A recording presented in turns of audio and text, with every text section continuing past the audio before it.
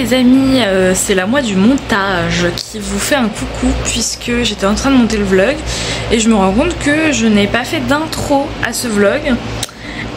Donc l'intro est celle-ci, je vous dis bonjour. Et puis juste après va suivre un petit tour de ma bibliothèque et ensuite la suite du vlog. Voilà, à plus tard. Donc là vous pouvez voir que ça fait 2 bonnes bibliothèques et je vais un peu vous montrer en détail comment j'ai décidé de ranger. Donc là on est sur plutôt la romance et la romance Hugo Roman. Voilà, c'est ce que je n'ai pas lu, hein. Là on continue avec la romance mais pas que Hugo Roman. Voilà, il y a un peu de tout. Ah si, là il y en a un que j'ai lu d'ailleurs, je sais pas ce qu'il fait là. Hop, celui-ci va falloir que je l'enlève. C'était très très bien d'ailleurs, romance militaire. Voilà. Ensuite, voilà, là c'est pareil, c'est que du pas lu. Et tout en bas, les deux du bas, on est sur du fantastique, pas lu. Et des outils, oui. Après, donc là pareil, on continue avec ce qui n'est pas lu, c'est pas ultra bien rangé. Et à partir de là, c'est les collectors. Donc voilà, les collectors qui ne sont pas lus. Voilà. Avec beaucoup de Saxus, Corrigan. Et ensuite les BD. Voilà. Pour le rangement. Ça c'est une des bibliothèques, celle qui est dans la chambre d'amis. Celle du... Voilà, celle qu'on utilise pour les amis ou la famille quand ils viennent. Voilà. Là on est sur la bibliothèque de tout ce qui est lu, donc bazar, hein, vraiment. Voilà, donc là tout ce que j'ai lu c'est absolument pas rangé, c'est posé comme ça. Voilà, c'est même un peu flou. Voilà. Et vous voyez, il y a tout ça.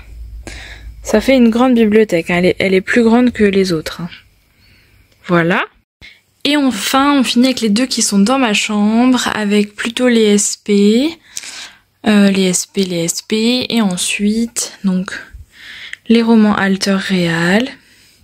Là c'est plutôt l'étagère que je garde pour mettre ce que je dois chroniquer, soit sur YouTube, donc là celui-ci en fait partie, soit que je dois chroniquer sur le blog, etc. Voilà, donc je les laisserai par là. Et donc on peut remonter. Là j'aime à dire que c'est une petite taupe qui a eu son diplôme comme moi. C'était un cadeau de Coralie, et j'adore, elle est trop mignonne. Donc voilà. Et puis donc là en bas c'est un peu du mélange. Et là aussi on est sur... il y a un en édition, sinon c'est que de l'auto-édition.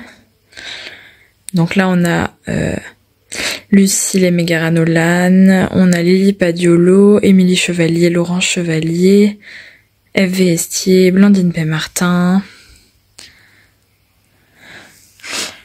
Là Aurélie Swann, Mathilde Trinçon, Capucine Sergent... Enfin voilà quoi, vous voyez. Et tout en haut, les Elixiria. Une petite maison d'édition Reine de Cœur, Kiro. Ah, vous voyez plus. L'abeille bleue et un peu d'auto-édition. Voilà. Avec Dumbledore et Belle qui nous surveillent, ainsi que Fumsec. Voilà. Je vous ai donc fait un tour rapide de mes piles à lire et de ma bibliothèque. Il y en a encore en carton, mais vous avez vu une bonne partie déjà.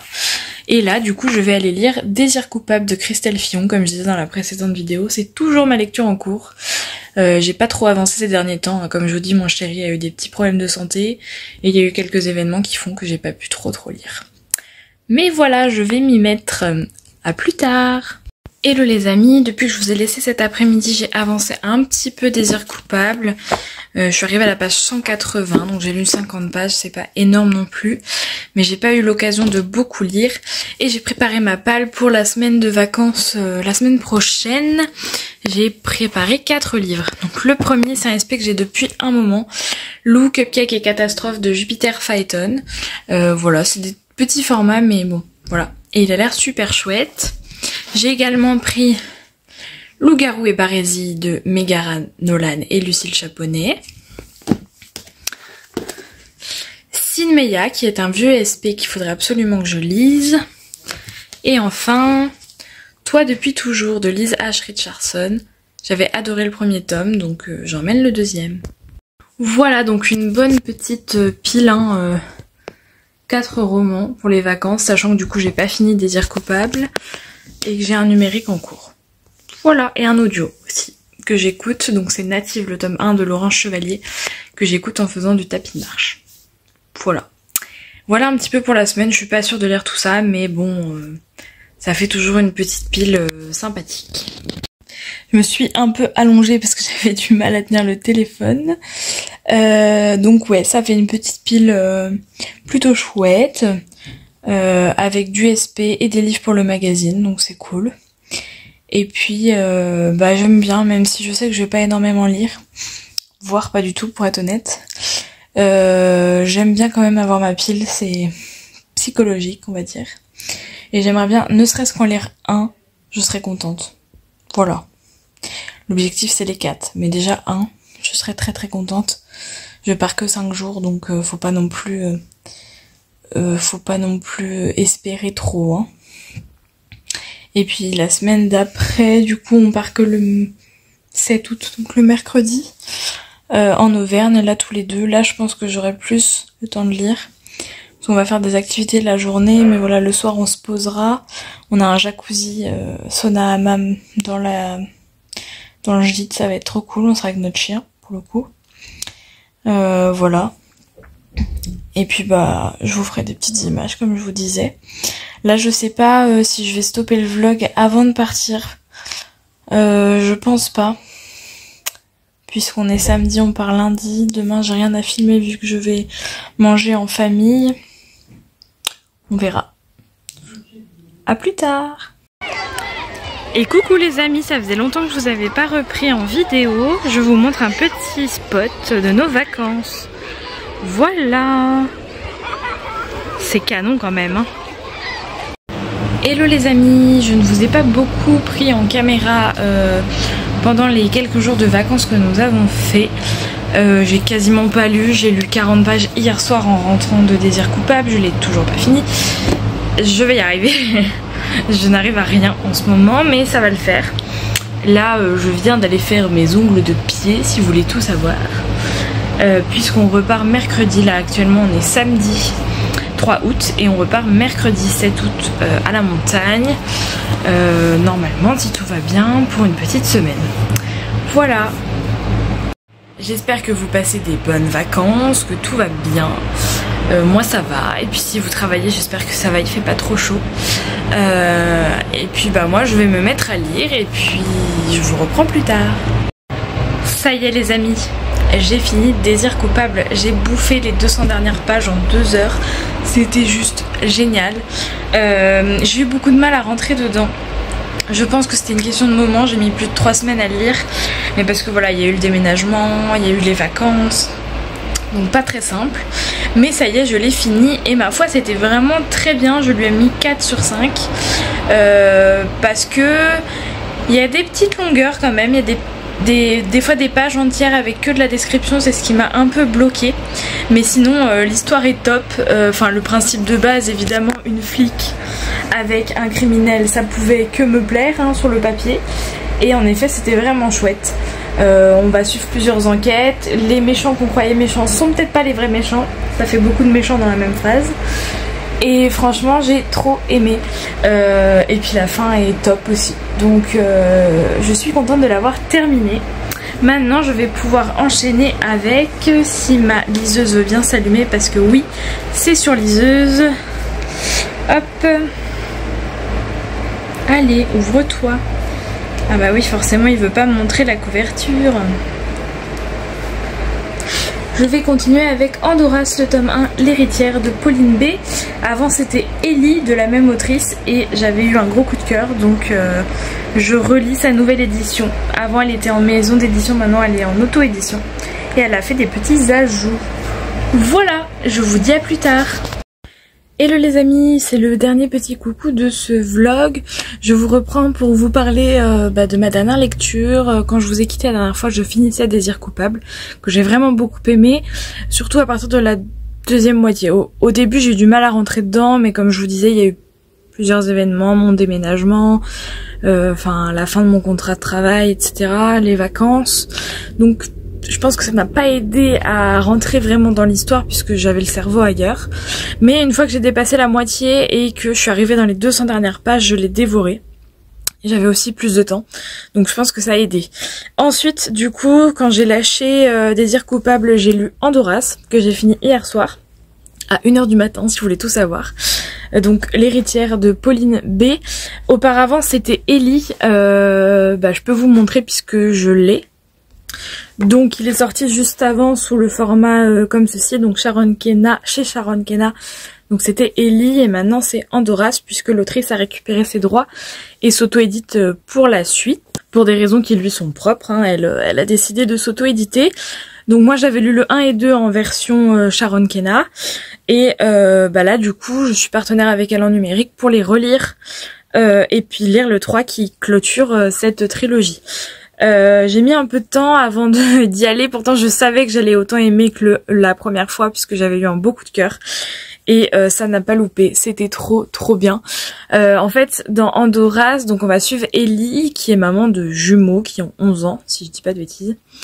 Elle vit sa petite vie tranquille, elle travaille dans un bar, elle essaie de subvenir à ses besoins comme elle peut. Et elle a son meilleur ami Eden, qui fait partie de leur vie depuis une dizaine d'années aussi, qui est très proche d'elle et de ses enfants, qui fait tout pour eux, et qui est vraiment un ami que tout le monde rêverait d'avoir. Hein. Vraiment, il est au taquet, il est tout le temps là. Et puis donc elle vit sa vie dans un bar qui c'est pas toujours facile on va dire d'être serveuse dans un bar puisque forcément les sifflements, les regards, les hommes qui nous regardent un peu de travers. Et un jour ça va tomber sur un donc qui s'appelle Iriel. Mais Iriel il a quelque chose de particulier parce qu'il l'attire vraiment beaucoup. Il est très mystérieux, très intriguant. Mais ce qui va vraiment prendre le dessus sur leur relation, c'est une attirance physique irrémédiable, qui fait qu'ils vont finir une des soirées du bar, enfin une des pauses plutôt du bar où elles travaillent derrière le bar à coucher ensemble. Voilà, c'est leur rencontre, on va dire, dans une ruelle bien sombre, bien crade, enfin voilà, derrière le bar, hein, je peux pas vous en dire plus. Et Eden va arriver à ce moment-là, enfin va pas voir mais va arriver et un échange entre les deux hommes va se passer qui laisse sous-entendre qu'ils se connaissent depuis longtemps et qu'il y a quelque chose qui se trame. Donc Ellie va rester là-dessus sans vraiment y réfléchir, puis Iriel va revenir 1, 2, 3 fois et une relation va commencer à se nouer entre eux qui est quand même vachement concentrée sur le physique et sur le sexe au départ, même si on sent quand même des sentiments grandir. Iriel il est quand même assez arrogant, assez assez mystérieux, assez intriguant, on sait pas trop quoi penser de lui. Et puis Ellie pareil elle vit sa petite vie et puis il est là, c'est pas mal, ça apporte du peps, mais en même temps elle veut pas qu'il rentre forcément dans la vie de ses enfants ni que sa meilleure amie le rencontre. Enfin voilà, il y a plein d'éléments. Et Ellie elle a aussi eu un passé très difficile puisque avant elle était en couple avec Joseph, un homme qui était très violent. Enfin au départ ça allait, il était plutôt jaloux, protecteur on va dire, ça partait plutôt d'un bon sentiment, si on peut dire. Et en fait, ça a tourné très vite court, puisque quand elle est tombée enceinte de lui, il a commencé à être d'une violence insoutenable, parce qu'elle reportait l'amour sur l'enfant. Enfin bref. C'est devenu un être horrible qui lui a fait vivre une douleur affreuse. Elle a réussi à s'en échapper, elle a eu ses jumeaux, qui ne sont pas de lui, je vous laisserai découvrir, mais qui ne sont pas de lui, et puis à reconstruire sa vie, sauf qu'il va ressurgir et elle va devoir redéménager, donc elle part aux États-Unis, non, je sais plus, enfin bref, elle part en avion très loin avec ses enfants, et elle quitte tout, sauf que Iriel et Eden, forcément, ne sont pas au courant et vont tout faire pour la retrouver. Et vont évidemment y arriver. Et tout un circuit va s'enchaîner puisque Joseph, pareil, va partir à sa recherche. Et on va se rendre compte que Iriel a des capacités hors normes et qu'il vient d'un autre peuple, d'un autre royaume, le royaume d'Andoras. Il faut savoir que dans cet univers, les humains connaissent Andoras. Ils savent que ça existe, mais ça fait plus partie d'un peu d'un conte, d'un mystère qui savent pas trop. C'est des choses qu'on leur raconte, mais ils en voient pas vraiment puisque bah ils vivent pas dans le même pays, ils vivent pas dans le même monde. Et du coup, bah voilà, c'est un peu comme un vague truc qu'on nous raconterait, un peu comme le monstre du Loch Ness, quoi. Ça existe, mais on sait pas trop, quoi. Et bah là, forcément, quand elle va voir le prince d'Andoras devant elle, donc Iriel, elle va devoir se rendre à l'évidence. Et forcément, s'il est là, c'est qu'il la cherche et qu'il veut la ramener à Andoras parce que elle aussi vient de ce monde-là. Je vous le mets en mille. Voilà, je vous laisserai découvrir un peu toute la suite, tout ce qui va s'enchaîner. Toute la première partie se passe vraiment plus dans notre monde. Andoras arrive vraiment sur la fin. C'est vraiment plus la relation qui se met en place, les révélations, le retour de son passé, qu'on essaie de comprendre qui elle est aujourd'hui et ce qu'a fait Joseph avant. Et puis bah voilà, ses enfants, la relation avec Aiden, la relation avec Iriel qui se met en place, etc. J'ai eu encore un énorme coup de cœur. La plume est retravaillée. On le sent en fait qu'il y a eu un petit changement puisque je dirais pas que c'est plus soutenu, mais voilà, on sent qu'il y a eu une évolution sans pour autant alourdir le texte. Il est aussi fluide et aussi agréable qu'avant, mais on sent quand même le petit changement et c'était pas pour me déplaire. Je vous le conseille vraiment fortement. C'est un très gros coup de cœur pour moi et puis j'ai hâte de redécouvrir le tome 2 que j'avais déjà lu pour ensuite pouvoir enfin découvrir le tome 3 et la fin de la trilogie. Voilà. Et je vais vous montrer ma prochaine lecture.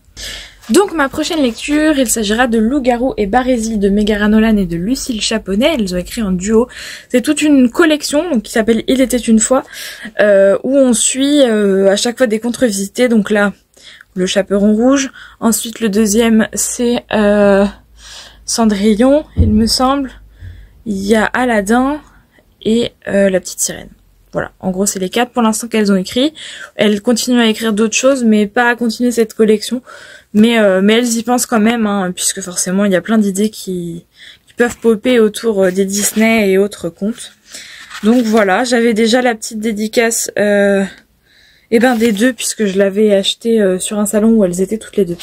Donc j'avais leur petite dédicace, et ça fait un moment qu'ils traînent dans ma palle, parce que je sais pas si elles ont mis la date. Non, elles l'ont pas mis. Mais c'était il y a au moins 2 ans, je pense. Vers la sortie, je dirais. Et du coup, bah, j'ai très très hâte de découvrir leurs plumes. Alors, Megara, je l'ai déjà découvert dans 6 pieds sous terre, mais Lucille, jamais. Donc, je pense que je verrai pas trop la différence entre les deux plumes, mais ça peut être sympa de les découvrir ensemble.